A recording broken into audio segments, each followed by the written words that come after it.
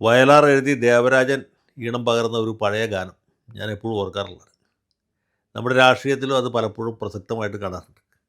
ആ ഗാനം ഇവിടെ ആലപിക്കാൻ ഉദ്ദേശിക്കുന്നില്ല, അതിൻ്റെ വരികൾ പറയാം. കാളിദാസൻ മരിച്ചു, കണ്ണുമാമുനി മരിച്ചു, അനസൂയ മരിച്ചു, പ്രിയമത മരിച്ചു, ശകുന്തള മാത്രം മരിച്ചില്ല. ഇത് ഈ നമ്മുടെ നാട്ടിൽ നടക്കുന്ന സ്ത്രീപീഡന കേസുകളുമായിട്ട് ബന്ധപ്പെട്ടാണ് ഞാൻ പലപ്പോഴും ഓർക്കാറ്.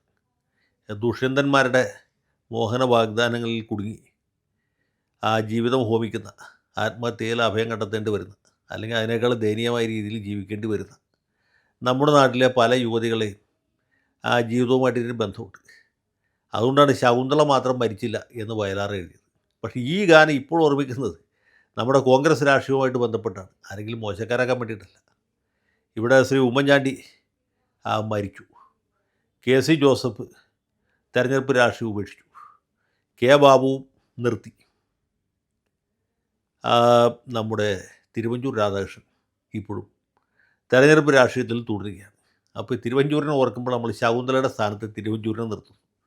കണ്ണുമാമുനി, കാളിദാസൻ മുതലായ പോസ്റ്റുകളിൽ ഉമ്മൻചാണ്ടിയെയും ആര്യാടനെയൊക്കെ പ്രതിഷ്ഠിക്കുന്നു. ഞാനിത് പറഞ്ഞത് തിരുവഞ്ചൂരിനെ മോശക്കാരനാക്കാൻ വേണ്ടിയിട്ടില്ല. ഈ വരുന്ന തെരഞ്ഞെടുപ്പിലും തിരുവഞ്ചൂർ രാധാകൃഷ്ണൻ കോട്ടയത്ത് മത്സരിക്കുന്നുണ്ട്. കേരളത്തിലെ ഇപ്പോൾ ഉള്ള കോൺഗ്രസ് എം എൽ എമാരിൽ ഏറ്റവും സീനിയർ രമേശ് ചെന്നിത്തലയാണെന്ന് പറയാം. കാരണം ചെന്നിത്തല 1982 നിയമസഭയിലെത്തിയത്. അന്ന് അദ്ദേഹത്തിന് 26 വയസ്സേ ഉണ്ടായിരുന്നു. അദ്ദേഹം മന്ത്രിയായി, വീണ്ടും തെരഞ്ഞെടുപ്പിൽ ജയിച്ച് വീണ്ടും എം എൽ എ ആയി. അതിനുശേഷം എം എൽ എ ആയിരിക്കുമ്പോൾ തന്നെ പാർലമെൻറ്റിലേക്ക് മത്സരിച്ച് ജയിച്ചു. 3 തവണ പാർലമെൻറ്റ് അംഗമായി. പിന്നെ ഒരു തവണ തോറ്റു. അത് കഴിഞ്ഞ് വീണ്ടും പാർലമെൻറ്റിലേക്ക് ജയിച്ചു, പിന്നെയും തോറ്റു.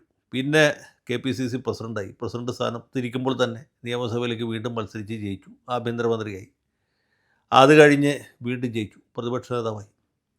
ഇപ്പോൾ അദ്ദേഹം വീണ്ടും മത്സരിക്കുന്നുണ്ട്. പക്ഷേ ഈ ചെന്നിത്തലയുടെ കാര്യത്തിൽ ഇത് ബ്രേക്ക് ഉണ്ടായിട്ടുണ്ട്. തിരുവഞ്ചൂരിൻ്റെ കാര്യത്തിൽ ബ്രേക്കില്ല.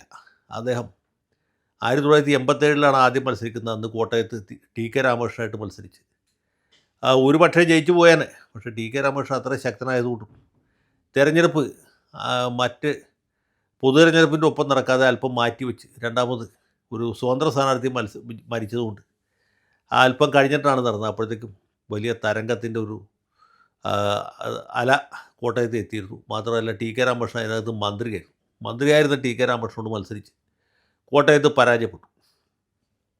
അടുത്ത തെരഞ്ഞെടുപ്പിൽ, അതായത് 1991 തിരുവഞ്ചൂരിൻ്റെ വിജയ ഘോഷയാത്ര ആരംഭിക്കുന്ന അദ്ദേഹം അടൂർ മണ്ഡലത്തിലാണ് മാറ്റുരച്ചത്. അടൂരും ഈ പറഞ്ഞ പോലെ ഇടതുപക്ഷത്തിനൊരു പ്രാമുഖ്യമുള്ള മണ്ഡലമാണ്. പക്ഷേ തിരുവഞ്ചൂരിന് ഒരു ഗുണമുണ്ടായെന്ന് വെച്ചാൽ ഈ രാജീവ് ഗാന്ധി ബോംബ് പൊട്ടി മരിച്ചുകൊണ്ട് വലിയ സഹതാപ തരംഗമുണ്ടായി. അതുകൊണ്ടുകൂടി ആയിരിക്കാം അടൂരിൽ അദ്ദേഹം വിജയിച്ചു. അടുത്ത തെരഞ്ഞെടുപ്പിൽ അദ്ദേഹം വിജയം ആവർത്തിച്ചു. ഇടതുപക്ഷ തരംഗവും തിരുവഞ്ചൂരിനെ ബാധിച്ചില്ല. അടുത്ത തവണയും വിജയിച്ചു. അങ്ങനെ 3 തവണ അടൂരിൽ നിന്ന് വിജയിച്ചു. അടൂർ അദ്ദേഹം ഒരു തറവാട് പോലെയാക്കിയെടുത്തു. പക്ഷേ 2011 ഒരു വലിയ അപകടം സംഭവിച്ചു. അപകടമല്ല, മണ്ഡല പുനർവിഭജനം നടന്നു. അടൂർ മണ്ഡലം പട്ടികജാതി പട്ടികവർഗ്ഗക്കാർക്ക് സമരം ചെയ്ത ഒരു സീറ്റായിട്ട് മാറി. തിരുവഞ്ചൂരിന് മത്സരിക്കാൻ പറ്റിയില്ല. തിരുവഞ്ചൂർ സ്വന്തം നാടായ കോട്ടയത്ത് തിരിച്ചു വന്നു. 2011 തെരഞ്ഞെടുപ്പ് കുറച്ച് ദുഷ്കരമായിരുന്നു. കാരണം സിറ്റിംഗ് MLA ആയ VN വാസവനായിരുന്നു ഇദ്ദേഹത്തെ എതിരിട്ടത്. കടുത്ത മത്സരത്തിനൊടുവിൽ കേരള സംസ്ഥാനത്ത് തന്നെ ഏറ്റവും കുറഞ്ഞ ഭൂരിപക്ഷത്തിൽ ഒന്നായിരുന്നു. 1000-ൽ താഴെ വോട്ടുകളുടെ ഭൂരിപക്ഷത്തോടുകൂടി തിരുവഞ്ചൂർ വിജയിച്ചു. വിജയിച്ചും മന്ത്രിയുമായി. ആദ്യം റവന്യൂ വകുപ്പായിരുന്നു, പിന്നീട് അദ്ദേഹത്തിന് ആഭ്യന്തര വകുപ്പ് കിട്ടി. ഞാൻ മുമ്പും പലതവണ പറഞ്ഞ കാര്യം ആവർത്തിക്കുകയാണ്. കേരളം കണ്ട ഏറ്റവും മികച്ച ആഭ്യന്തരമന്ത്രിമാരിൽ ഒരാളായിരുന്നു. ഒരുപക്ഷെ PT ചാക്കോ കഴിഞ്ഞാൽ ആഭ്യന്തര വകുപ്പ് ഏറ്റവും നന്നായിട്ട്, ഏറ്റവും വൃത്തിയായിട്ട് കൈകാര്യം ചെയ്ത ആളാണ് തിരുവഞ്ചൂർ. തിരുവഞ്ചൂരിൻ്റെ ഭരണകാലത്ത് ലാത്തി ചാർജുകൾ കുറവായിരുന്നു. പോലീസ് വെടിവെപ്പ് തീരെ ഉണ്ടായില്ല. ലോക്കപ്പ് മർദ്ദനങ്ങൾ കുറവായിരുന്നു. പോലീസുകാരെ നിർത്തേണ്ട സ്ഥലത്ത് നിർത്താനും ഇരുത്തേണ്ട സ്ഥലത്ത് ഇരുത്താനും തിരുവഞ്ചൂരിന് അറിയാമായിരുന്നു. ഇത് വലിയൊരു ഉത്തരവാദിത്തമാണ് എന്ന് തിരിച്ചറിഞ്ഞ് ആ പദവി കയ്യാളിയ ആളാണ് തിരുവഞ്ചൂർ രാധാകൃഷ്ണൻ. ആ രീതിയിൽ എനിക്ക് അദ്ദേഹത്തോടൊരു മതിപ്പും ഒരു സ്നേഹവും ബഹുമാനവും ഉണ്ട് എന്ന് വെച്ചു. ഞാനങ്ങനെ പൊതുവെ ആളുകളെ ബഹുമാനിക്കുന്ന ആളല്ല. എന്നാലും തിരുവഞ്ചൂർ രാധാകൃഷ്ണനോട് എനിക്ക് ഒരു ബഹുമാനമുണ്ട്. കാരണം അദ്ദേഹം ഈ ആഭ്യന്തര വകുപ്പ് വൃത്തിയായിട്ട് കൈകാര്യം ചെയ്ത ആളാണ്. അദ്ദേഹം ആദ്യം മന്ത്രിയായത് ഉമ്മൻചാണ്ടിയുടെ മന്ത്രിസഭയിലായിരുന്നു, ആദ്യത്തെ മന്ത്രിസഭയിൽ. അന്ന് അദ്ദേഹത്തിന് കുറച്ച് നാൾ വനം വകുപ്പിൻ്റെ ഒരു അധിക ചുമതലയും കൂടി ഉണ്ടായിരുന്നു. KP വിശ്വനാഥൻ രാജിവെച്ചതിന് ശേഷം സുജനപാലൻ മന്ത്രിയാകുന്നത് വരെ. ആ സമയത്ത് ഈ വനം വകുപ്പിൻ്റെ ഉത്തരവാദിത്വവും പുള്ളി വളരെ ഭംഗിയായിട്ട് സ്തുത്യർഹമായ രീതിയിൽ കൈയാളിയ ആളാണ്. പിന്നീട് ഉമ്മൻചാണ്ടിയുടെ ഈ ആഭ്യന്തര വകുപ്പ് അദ്ദേഹത്തിന് കഷ്ടിച്ച് 2 കൊല്ലം കിട്ടിയിരുന്നു. അപ്പോഴത്തേക്കും രമേശ് ചെന്നിത്തലയെ മന്ത്രിസഭയിൽ എടുക്കേണ്ട വന്നു. ഇദ്ദേഹത്തിന് മറ്റ് പല വകുപ്പുകളുടെ ചുമതലയിലേക്ക് മാറ്റി. ഗതാഗതം പോലെയുള്ള ചീള് വകുപ്പുകളായിരുന്നു. 5 കൊല്ലം അദ്ദേഹം മന്ത്രിസ്ഥാനത്ത് തുടർന്നുവെങ്കിലും ഈ ആഭ്യന്തര വകുപ്പിൻ്റെ ഗ്ലാമർ പിന്നീടുള്ള സമയത്ത് ഉണ്ടായില്ല. അടുത്ത തെരഞ്ഞെടുപ്പ്, അതായത് പിണറായി തരംഗം ആഞ്ഞടിച്ച അല്ലെങ്കിൽ LDF തരംഗം അടിച്ച 2016 തെരഞ്ഞെടുപ്പിൽ വീണ്ടും കോട്ടയത്ത് മത്സരിച്ചു. വലിയ ഭൂരിപക്ഷത്തിൽ ജയിച്ചു. ആ ജയിച്ച കോൺഗ്രസ് MLA-മാരിൽ ഏറ്റവും കൂടിയ ഭൂരിപക്ഷം തിരുവഞ്ചൂരിനായിരുന്നു. കഴിഞ്ഞ തവണയും അദ്ദേഹം നല്ല ഭൂരിപക്ഷത്തോട് തന്നെ വിജയിച്ചു. ഇത്തവണ വീണ്ടും കോട്ടയത്ത് മത്സരിക്കുന്നു. ഇദ്ദേഹത്തിൻ്റെ എതിർ സ്ഥാനാർത്ഥി അഡ്വക്കേറ്റ് K. അനിൽകുമാർ ആയിരിക്കുമെന്നാണ് കേട്ടത്. അപ്പോൾ തെരഞ്ഞെടുപ്പിൻ്റെ ഫലം എന്തായിരിക്കുമെന്ന് ഞാൻ പ്രത്യേകം പറയേണ്ടതില്ലല്ലോ. K. അനിൽകുമാറും തിരുവഞ്ചൂർ രാധാകൃഷ്ണൻ തമ്മിൽ കോട്ടയത്ത് മത്സരിച്ചാൽ ആര് ജയിക്കും ആര് തോൽക്കും എന്ന കാര്യത്തിൽ യാതൊരു സംശയവും വേണ്ട. പോരാത്തതിന് UDF തരംഗമാണ്. തിരുവഞ്ചൂർ രാധാകൃഷ്ണൻ എന്ന് വെച്ചാൽ അജാത ശത്രുവാണ്. അദ്ദേഹത്തിന് ശത്രുക്കൾ ജനിച്ചിട്ടേ ഇല്ല.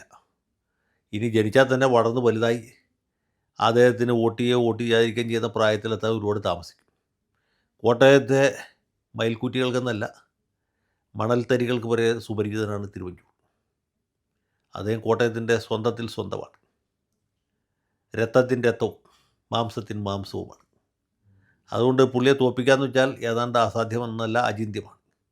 അപ്പോൾ തിരുവഞ്ചൂർ രാധാകൃഷ്ണൻ വീണ്ടും ജയിക്കും. പക്ഷേ അദ്ദേഹത്തിന് UDF മന്ത്രിസഭയിൽ എന്ത് സ്ഥാനമായിരിക്കും കിട്ടുക? അതൊരു വലിയ ചിന്താ വിഷയമാണ്. ഞാൻ എപ്പോഴും ആലോചിക്കുന്ന കാര്യമാണ്.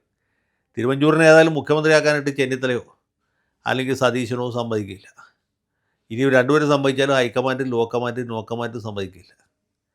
അദ്ദേഹം വളരെ ജൂനിയറായിട്ടുള്ള സതീശൻ്റെ മന്ത്രിസഭയിൽ അംഗമായിരിക്കുക എന്ന് പറഞ്ഞാൽ അതിലും ഒരു വല്ലായികയുണ്ട്.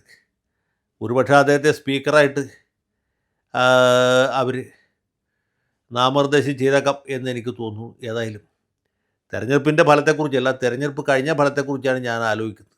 തിരുവഞ്ചൂർ ആലോചിക്കുന്നുണ്ടോ എന്ന് എനിക്കറിയില്ല. ഏതായാലും തിരുവഞ്ചൂർ വീണ്ടും മത്സരിക്കാൻ തീരുമാനിച്ചത് നന്നായി. അദ്ദേഹത്തിന് ബുദ്ധിക്കോ ഓർമ്മയ്ക്കോ ഇതുവരെ പ്രത്യേകിച്ച് തകരാറൊന്നും സംഭവിച്ചിട്ടില്ല. ആരോഗ്യത്തിനും വലിയ കുഴപ്പമില്ല. അതുകൊണ്ട് K. ബാബു വിരമിച്ചു എന്നുള്ളതുകൊണ്ട്, അല്ലെങ്കിൽ KC ജോസഫ് പണ്ടേ വിരമിച്ചു എന്നുള്ളതുകൊണ്ട് തിരുവഞ്ചൂർ വിരമിക്കണം എന്ന് പറയുന്നതിൽ കാര്യമില്ല. VS അച്യുതാനന്ദൻ ഈ പ്രായത്തിലൊക്കെ പുലി പോലെയാണ് നടന്നിരുന്നത്. അപ്പോൾ പ്രിയപ്പെട്ട തിരുവഞ്ചൂരിന് വിജയാശംസകൾ പ്രത്യേകം നേരേണ്ടതില്ല. അദ്ദേഹം വിജയിച്ചിരിക്കുകയാണ്. ഇലക്ട്രോണിക് യന്ത്രം വെക്കേണ്ട താമസമേ ഉള്ളൂ. അദ്ദേഹം ജയിച്ച് വരട്ടെ. ജയിച്ചതിന് ശേഷം അദ്ദേഹത്തിൻ്റെ സീനിയോറിറ്റിക്കും അദ്ദേഹത്തിൻ്റെ ഭരണ നൈപുണ്യത്തിനും